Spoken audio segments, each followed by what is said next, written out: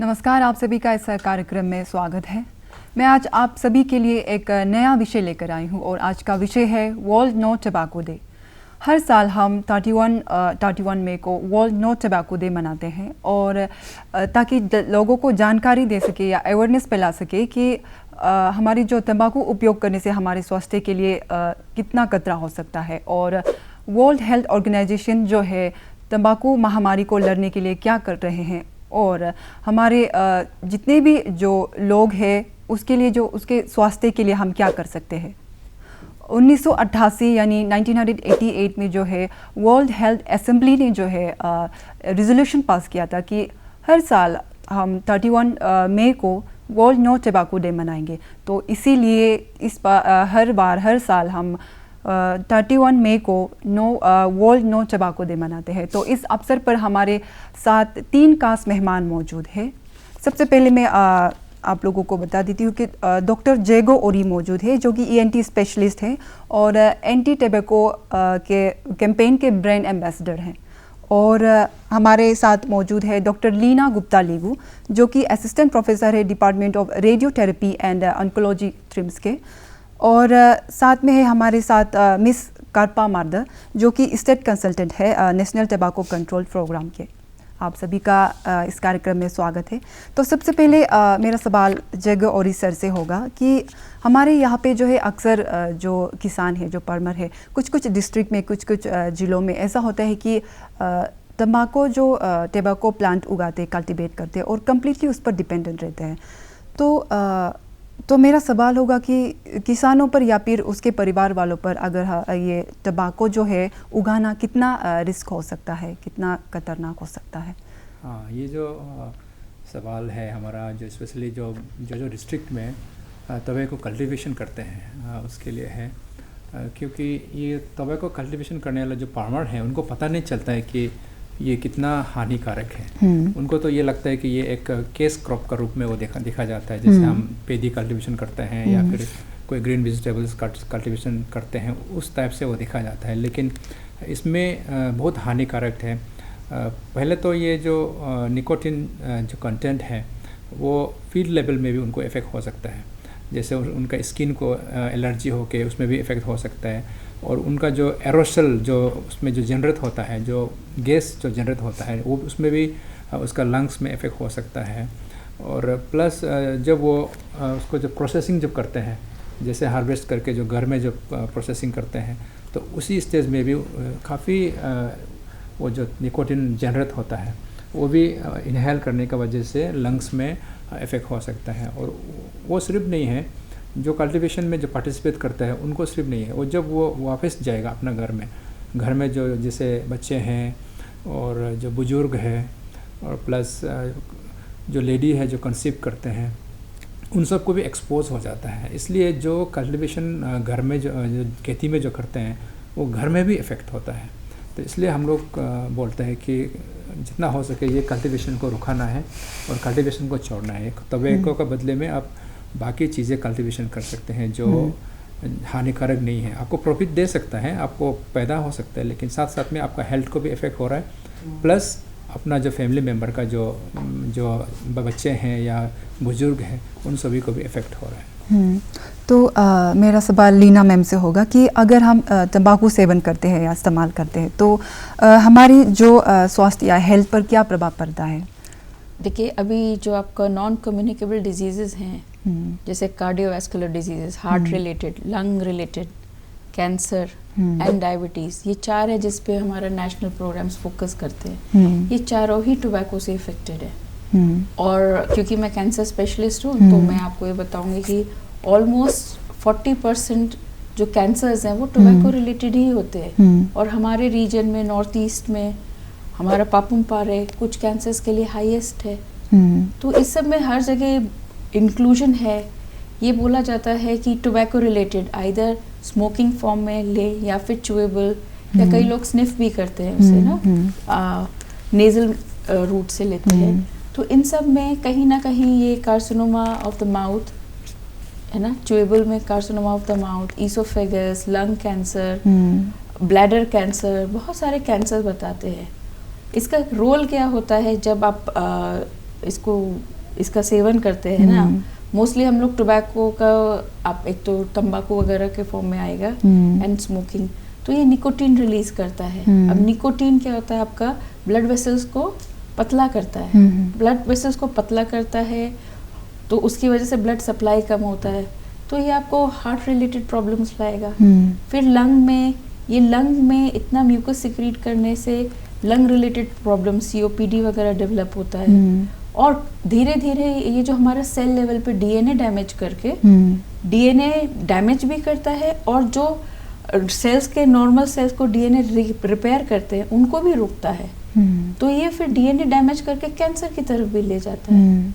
और इसमें देखा गया जैसे सिंपल सा डायबिटीज़, आपका टाइप 2 डायबिटीज़ जो होता है, जो बड़े एज में आके लोगों को होता है, टाइप 1 थोड़ा यंग एज में होता है, तो दोनों को ये इंक्रीज चांसेस जो होता है ना, सबके रिस्क फैक्टर्स में बहुत कंट्रीब्यूटरी है। तो मतलब कोई एक चीज़ जो कैंसर भी करा रहा है, हार्ट को भी इफेक्ट कर रहा है, लंग को भी इफेक्ट कर रहा है, एक्चुअली सारे ऑर्गन्स को इफेक्ट कर रहा है। तो आई थिंक उसके लिए हम लोग को सबको जागरूक रहना चाहिए। तो तंबाकू, ड्रग्स या फिर जो बाकी नशीले पदार्थ होते हैं, उसका उसमें मतलब क्या कनेक्शन होता है उसके बीच? देखिए, सबसे पहले तो ये हमारा निकोटीन बेस्ड है। तो निकोटीन का काम क्या होता है, वो हम लोग का एब्जॉर्ब होके, आपका व्हेन यू स्मोक एब्जॉर्ब होके आपके ब्लड में जाएगा, फिर आपका ब्रेन में जाके डोपामीन रिलीज करेगा, आपके एड्रिनल्स में जाके वो आपका सेरोटोनिन, एपिनेफ्रिन वगैरह रिलीज करता है। ये सब स्टिमुलेंट होते हैं। तो शुरू में तो ये बहुत आपको लगेगा कि फ़ायदा दे रहा है, बिकॉज ये जनरली लोग बोलते हैं मैं स्ट्रेस्ड आउट हूँ, तो दे एंड अप हैविंग, मतलब दे गो फॉर स्मोकिंग। या फिर ये सब जब आपको कंटिन्यूस एक कांस्टेंट सप्लाई निकोटीन का हो रहा है, तो your brain now wants it, कि और चाहिए हमको इसको। तो जब सिजेशन, जब आदमी इसको छोड़ना भी चाहता है, तो क्या होता है, एक विड्रॉल सिम्टम आता है। तो शुरू में इसका काम है, आपको फील गुड फैक्टर होता है, क्योंकि ये गुड हार्मोन्स, आपका सेरोटोनिन वगैरह, डोपामीन वगैरह ना, तो ये बदन को अच्छा लगता है। उस समय कंसंट्रेशन भी थोड़ा इम्प्रूव करेगा, और आपको थोड़ा हैप्पीनेस रहेगी, एंग्जाइटी कम होगी। बट फिर एक ब्रेन का ना सिग्नलिंग हो जाएगा कि मुझे चाहिए। तो धीरे धीरे जैसे ही आपका, जैसे आपने स्मोकिंग कम किया, निकोटीन विड्रॉल होगा। निकोटीन विड्रॉल होगा तो आपका डोपामीन भी बदन में कम होगा। डोपामीन कम होने से फिर उसके विड्रॉल सिम्टम्स आने लगेंगे। उसमें शुरू में क्या होता है, एंग्जाइटी होती है, रेस्टलेस रहता है आदमी, कंफ्यूज्ड है, परेशान है, खुश नहीं है, बोर जल्दी होने लगता है। तो ये सारे सिम्टम्स हैं जो शुरू में तो आपको किक दे रहे होते हैं, पर बाद में आके विड्रॉल की वजह से आपको हैबिट हो जाती है, then you can not get out of it. फिर आपको बार बार ये उस चीज़ में डालता जाता है। तो शुरू से ही थोड़ा अलर्ट रहना में फ़ायदा है। और ये देखा गया है कि जिन लोग ने अल्कोहल लिया है और स्मोकिंग किया है, they have higher chances of getting cancer, specially mouth cancers and oesophageal cancers. और साथ में ही बिकॉज ये सब चीज़ आपस में लिंक्ड है, तो इलिसिट ड्रग अब्यूज़ जो होता है ना, ड्रग्स में भी जाने का ऐसे यूथ को ज़्यादा हायर चांसेस होता है। तो बेसिकली एक से दूसरे में एक विशियस सर्कल सा बनने लगता है कि एक के बाद एक, then you want higher kick, फिर आप और डीपर उसमें जा सकते हैं। तो हमारे यहाँ पे है, जो नॉर्थ ईस्ट में है, सबसे ज़्यादा कैंसर पेशेंट पाए जाते हैं। तो उसका रीज़न, कारण क्या हो सकता है? आई थिंक हर कोई, आई थिंक वो तो अलग अलग है। मतलब ऐसे हमारे यहाँ मेल्स में जैसे कार्सिनोमा स्टमक एंड लिवर है, हाईएस्ट है।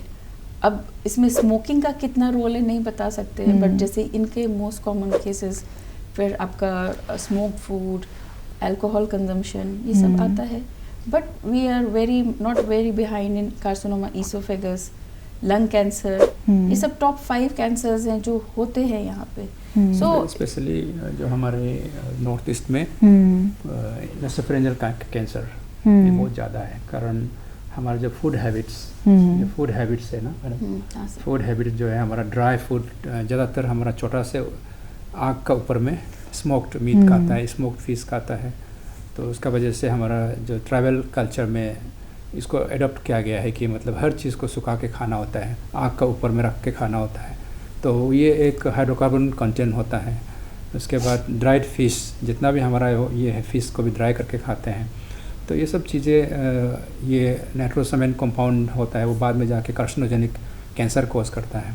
तो ये एक नासोफेरेंजियल कैंसर जो है वन ऑफ द कोज है हमारा लाइफ स्टाइल खाने पीने का। जो बच्चा से हम लोग बड़ा तो ड्राई फिश खाते हैं, एवरीथिंग को स्मोक्ड करते हैं, तो इसलिए ये नासोफेरेंजियल कैंसर आपको साउथ इंडिया में नहीं मिलेगा, नॉर्थ इंडिया में नहीं मिलेगा। हालांकि हमारा यहाँ पे नॉर्थ ईस्ट में नागालैंड में है, मणिपुर में है और हमारा अरुणाचल प्रदेश, मेघालय वगैरह में, जहाँ पे जो लाइफ स्टाइल एक ही टाइप का जो खाना पीना खाते हैं, जो स्मोक्ड मीट है।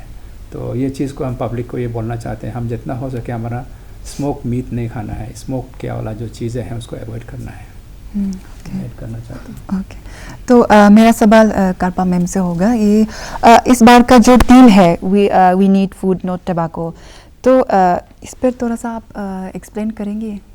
Yeah, every year World No Tobacco Day, along with WHO and public health champions, we all come together to observe World No Tobacco Day. It's basically an opportunity to, highlight tobacco-related issue and also to, implement जो हम लोग का जो COTPA cigarette and other tobacco product act बोलता है. It's a parliamentary passed act and it is applicable to all over India.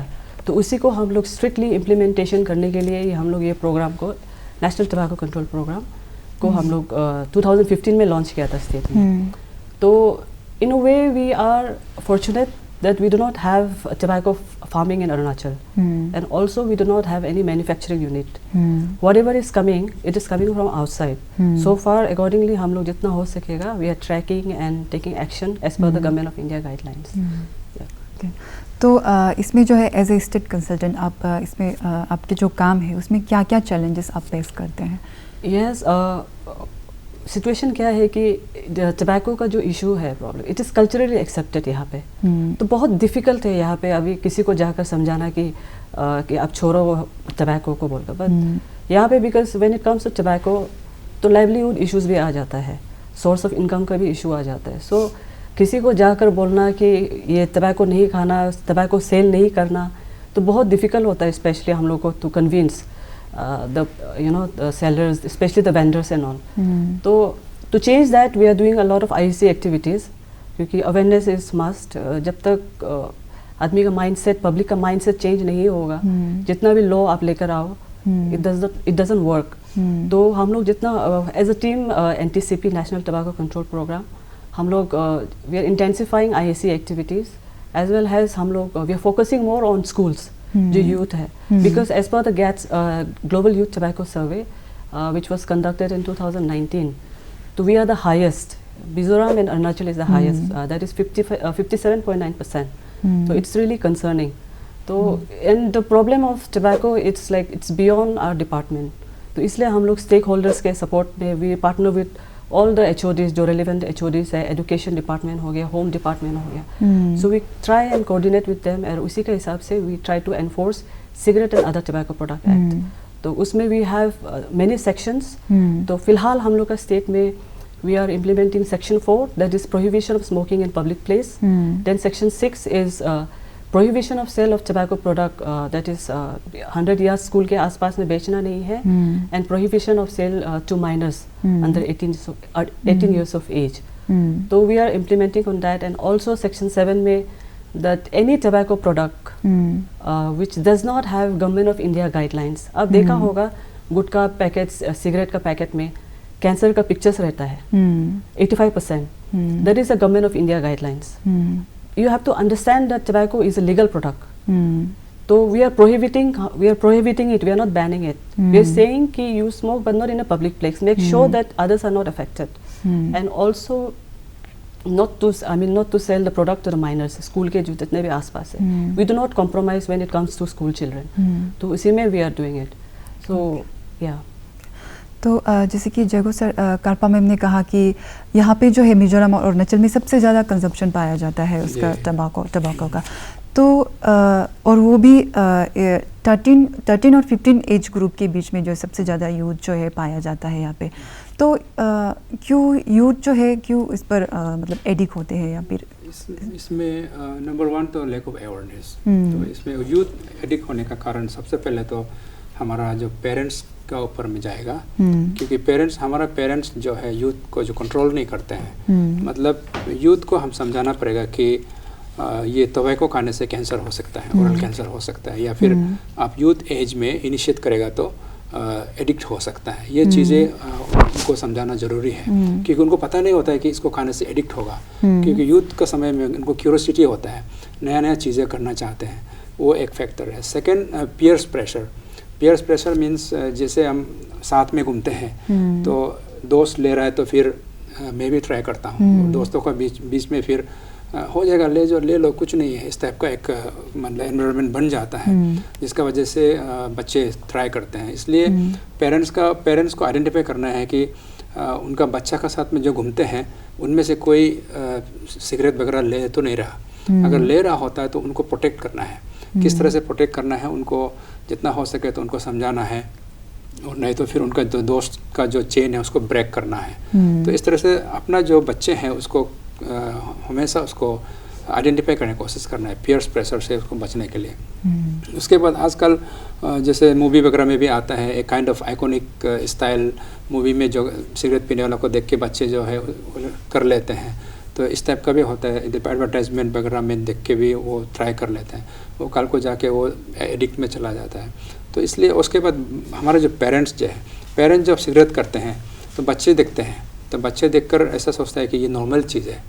तो इसलिए parents को हम ये बोलना चाहते हैं कि आप लोग अगर यूज़ कर रहा है तो बच्चा का सामने नहीं करना है। उसके बाद कोई पेरेंट्स तो छोटा बच्चा को भी भेज देते हैं, जैसे अभी मैडम ने कहा कि 18 ईयर्स के बिलो आप सेल ही नहीं कर सकता है, दुकानदार तो सेल नहीं कर सकता, तो आप बच्चा को बेच भी नहीं सकता है ना। छोटा बच्चे को आप बेचता है कि सिगरेट लेने जाओ, या फिर गुटखा लेने जाओ, या पैकेट वगैरह लेने जाओ, तो बच्चा तो इसको सोचेगा ना ये नॉर्मल चीज़ें हैं, और रास्ता में जाके वो खा सकता है। उसके बाद खेल के भी खाता है, जैसे आप सामने पिक के रखेगा तो बच्चा ये क्या चीज़ है बोल के वो लेके ये खेल के खाते हैं, और बाद में वो अच्छा लगेगा और फिर वो एडिक्ट हो जाता है।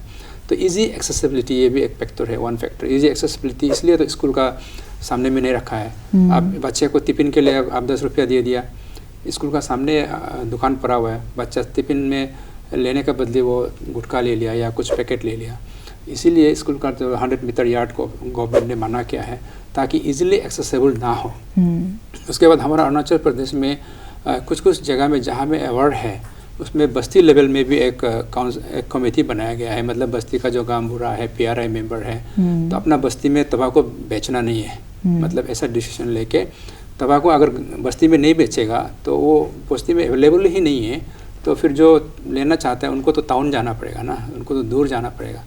तो इसलिए इजीली एक्सेसिबिलिटी होने का वजह से यहाँ सामने दुकान पड़ा हुआ है, तो बच्चे भी ले सकता है, यूथ भी ले सकता है, प्लस एडल्ट भी उधर सामने से ले जाता है। तो इजी एक्सेसिबिलिटी हमारे यहाँ पे। उसके बाद प्राइस केपिंग, ये भी बहुत इंपॉर्टेंट है। अगर प्राइस हम ज़्यादा रखेंगे तब बच्चा नहीं खरीद पाएगा, उनका पास पैसा ज़्यादा नहीं होता है। लेकिन हमारे यहाँ तो सस्ता मिल जाता है, सिगरेट भी बहुत सस्ता है, और गुटखा वगैरह भी, टोबैको प्रोडक्ट बहुत सस्ता है। इसकी वजह से हमारा बच्चे जो इजीली ले लेते हैं।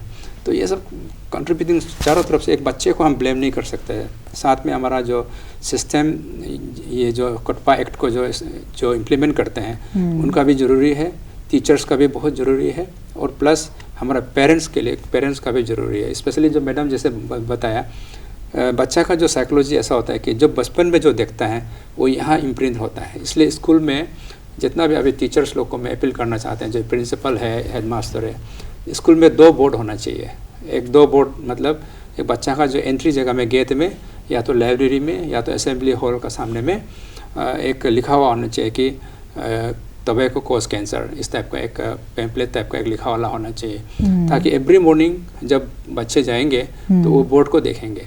तो जब बड़ा होकर यूथ जब क्लास 11-12 में जब जाएंगे तो वो बोर्ड जो उनका एक प्रिंट रहेगा, तो वो इनोवेशन डेवलप होगा। तो ये चीज़ गाइडलाइन में भी है।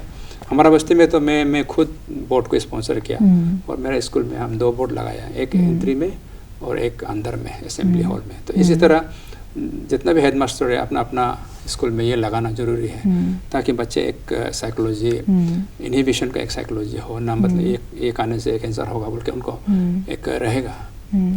तो टबैको कल्चर जो है हमारे यहाँ, मुझे लगता है कि बहुत पुराना है।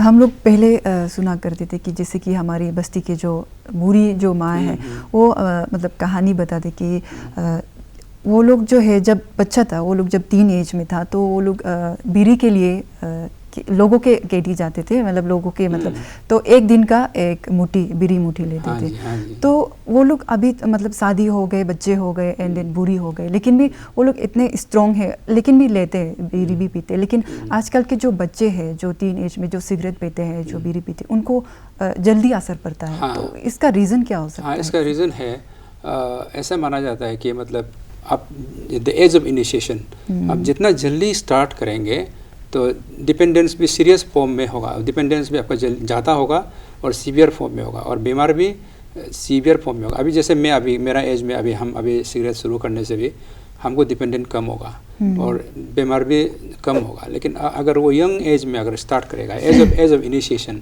अगर जल्दी 13 ईयर्स या 14 ईयर्स में 10 ईयर्स का आसपास जितना जल्दी शुरू होगा, उनको सीवियर फॉर्म डिजीज़ आने का चांस भी ज़्यादा है और डिपेंडेंस भी सीवियर फॉर्म में होगा। सीवियर फॉर्म में डिपेंडेंस मतलब जैसे मैडम ने कहा, अगर वो थोड़ा भी छोड़ देगा तो ज़्यादा विड्रॉल सिम्टम होगा। अगर हम ज़्यादा एज होकर अगर छोड़ने से विड्रॉल सिम्टम ज़्यादा नहीं होगा, लेकिन अगर बच्चा में अगर टीनेज में अगर अधिक होकर यूथ में अगर आप छोड़ने की कोशिश करेंगे तो छोड़ने के लिए भी तकलीफ होगा, कारण उसको विड्रॉल सिम्टम भी सीवियर फॉर्म में आएगा। जैसे मैडम ने कहा ना कि खाने खाने से रेस्टलेस होगा, सोने नहीं सकता है, थोड़ा इरिटेबल होगा, ये सब बड़ा में ऐसा इतना ज़्यादा नहीं होगा, लेकिन छोटा में जो एडिक्ट होकर छोड़ने के लिए करेगा, इसलिए वो यूथ में नहीं छोड़ सकता है। और बीमार भी अगर डेवलप होगा तो वो सीवियर फॉर्म में आएगा। तो ऐसे है, तो इसलिए एज ऑफ इनिशिएशन मतलब एक्सपोजर, उसका जो रेट ऑफ एक्सपोजर ज़्यादा होता है वो मेन फैक्टर है एक्सपोज, क्योंकि वो हम स्टार्ट करेगा तो मेरा एक्सपोजर कम होगा ना, लेकिन छोटा में एक्सपोज करेगा तो वो ज़्यादा और उसमें वल्नरेबल ज़्यादा होता है। वो मतलब उस समय जो सेल्स लोग है, हमारा जो सेल्स लोग है, वो अगर थोड़ा भी एक्सपोज करेगा तो उनको इफेक्ट ज़्यादा होगा। तो वही है। तो मेरा सवाल लीना मैम से होगा कि अगर हम स्मोकिंग करना छोड़ देते हैं तो जो हमारे बॉडी में जो कैंसर और जो बाकी बीमारी जो डेवलप होने के जो रिस्क चांसेस कैसे रहता है? इसमें ऐसे कुछ स्टडीज़ हुए हैं, उसमें ये बताया जाता है जैसे कि कुछ कैंसर्स हैं, जैसे कि आपका माउथ कैंसर और लंग नहीं, माउथ कैंसर, ईसोफेजियल कैंसर, इसमें आप आपने 10 साल अगर कैंसर छोड़ दिया तो 50% chance of having cancer decrease हो जाता है। ठीक है। ईसोफेजियल लंग कैंसर में इट इज़ कि 5 इयर्स भी अगर आपने छोड़ दिया है तो 5 इयर्स में आपका chances of having lung cancer reduce करता है। मैं इस सर की बात में कुछ ऐसा इन्फॉर्मेशन बस जो मुझे लगा थोड़ा जानना चाहिए। मेरे ख्याल से हम लोग का में ना जो अवेयरनेस वाला पार्ट है ना, that is most important. And ना आजकल ना लोगों को लॉजिक क्लिक करता है, logical explanation why you should not do ना at parent level and at student level, ये बहुत ज़रूरी है। पेरेंट लेवल पे जैसे कि हम लोग देखते हैं, आपका अगर बच्चा 13 to 15 ईयर्स से लेना शुरू करता है ना, बच्चे का ये ब्रेन डेवलपमेंट में भी हैम्पर करता है। तो छोटी छोटी चीज़ है, जैसे ब्रेन डेवलपमेंट हैम्पर करता है is a very strong word, very strong statement. तो अगर इस तरीके से कन्वे किया जाए तो शायद पेरेंट्स को भी स्ट्राइक करेगा। और आजकल इतना फ्लेवर्ड मतलब आपका ये सिगरेट्स आ रहे हैं ना, ये सब फैंसी तरीके से ना, दे आर माइल्डर एंड वो फ्लेवर को टेस्ट करने में ना लोगों को लगता है, बच्चों को लगता है कि उतना टॉक्सिक नहीं होगा। तो दे आर ऑल्सो मतलब at higher chances these days. पहले जैसे कन्वेंशनल होता था ना, आजकल तो आई थिंक 15-16 फ्लेवर्स ऐसे ही होते हैं स्मोक के। तो ये भी देखा गया है कि जो बाहर स्टडीज़ हुई है कि जितने छोटे बच्चे हैं ना, they go for more flavoured things.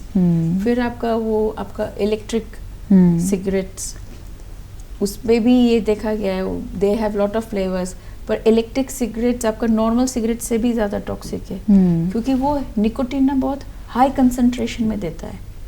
तो कहने के लिए वो it is a style statement, plus आपका उसमें कई लोग इसको पहले वैसे भी लेते थे कि निकोटीन सब्स्टिट्यूट है, धीरे धीरे you can get away with nicotine, but ऐसा जनरली नहीं पाया गया। So these are ban now.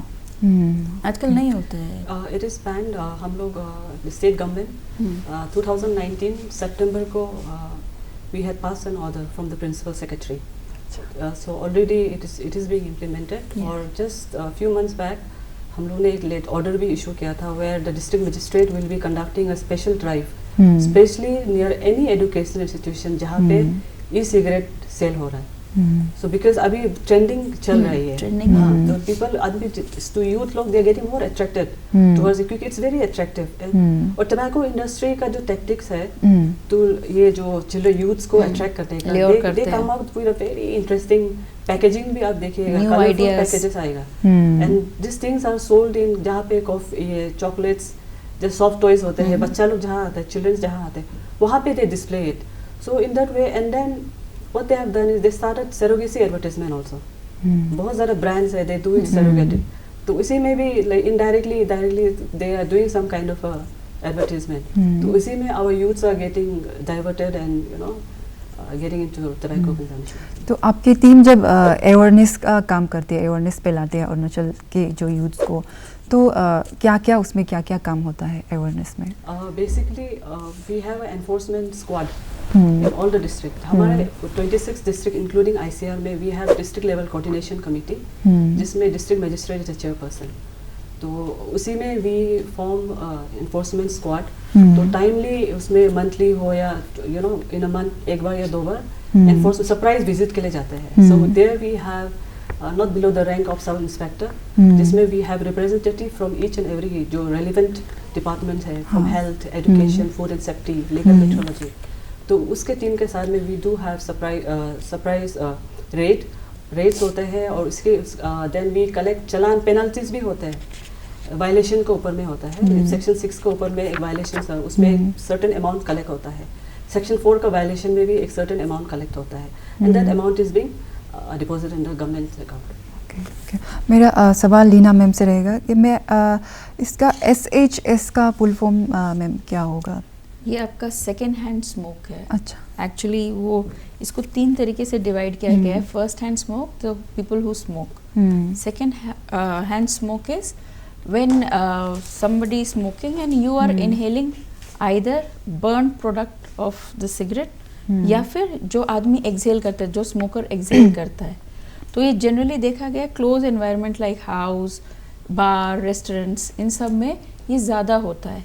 और इसका सबसे detrimental effect like if your wife is carrying, बच्चा पेट पे है, तो बच्चे के लिए बहुत हार्मफुल होता है. सो इट इज़ सीन कि सेकेंड हैंड स्मोक जो होता है दैट इज़ कॉजिंग, मतलब कई सारे नॉन स्मोकर्स में भी इट इज़ कॉजिंग कैंसर. ये बहुत हाई स्केल पे नहीं है, but then everybody has the chance, should get the chance to live free of cancer and free of these cardiovascular diseases when their fault is not there, है ना. तो second hand smokers वो होते हैं, आपका सिंपल सा cigarette P के सिर्फ बट जलते रहना, it is not just the exhalation. जब वो जल रहा होता है उसका फ्यूम्स भी व्हेन इट कलेक्ट्स ना, it contributes to second hand smoke. And environmental pollution also. That is environmental pollution because it is adding those nicotine and other products into the environment. तो एक स्मोक से, आपका cigarette smoke से some 5,000 chemicals are being released. बहुत सारे varied हैं, maybe in small quantities, पर वो पूरा collect होके बड़ा amount करते हैं और उसमें से 70 are said to cause cancer themselves, है ना. तो एक तो ये है. फिर there is a third type also, third hand smoke also. वो ऐसा होता है जैसे कि एनवायरनमेंट में होके now the things are settling down on things around, वो भी can contribute by collecting over period of time into detrimental toxic substances which might be health hazards. Okay, thank you ma'am. आज का कार्यक्रम यहीं तक था. तो आप तीनों को बहुत बहुत शुक्रिया अपना कीमती समय निकल के हमारे साथ जुड़ने के लिए. आई होप आप लोगों का जो एडवाइस है ये हमारे अरुणाचल वासियों को या स्पेशली यूथ्स को बहुत मदद मिले. तो आज का कार्यक्रम बस इतना ही था. तो हम फिर एक और नए विषय के साथ आपके सामने हाजिर होंगे. तब तक के लिए हमें इजाज़त दीजिए. नमस्कार.